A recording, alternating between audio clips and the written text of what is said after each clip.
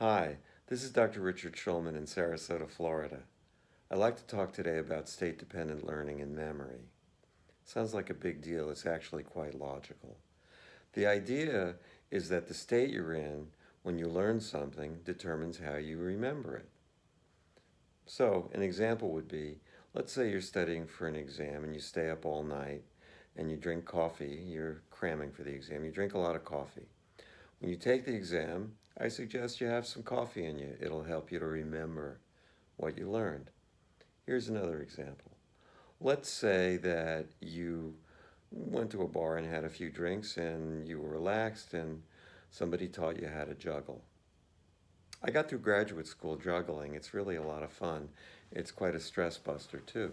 Anyway, you wake up the next morning and you're a little hungover and you notice there's 3 tennis balls on your night table. You try to juggle, you can't remember. You have a drink, all of a sudden, you start to remember. The state you're in when you learn something determines how you retrieve the memory. Okay, this is very important when treating trauma. Why? Under conditions of high stress, trauma will send you into what look like a trance state. So just talking about it doesn't usually help. You have to go into that trance state so that you can recover the memory and use it in a powerful, healing way. I'll give you an example from my own life. I was in a car wreck several years ago. I was hit from behind. This is a time when there were still maps, and this tourist was trying to read a map. I know now we don't have maps anymore. They were kind of fun. Anyway, he crashed into me from behind. I was waiting at a red light, and he must have got a glimmer that he was about to crash because I heard the brakes screech, and I was launched into this odd experience. Time didn't seem to have any meaning. I was seeing the world in snapshots. So I remember thinking, why is the windshield getting so close to my face? Well, what happened was I was launched forward and then the seatbelt grabbed me and pulled me back into real time.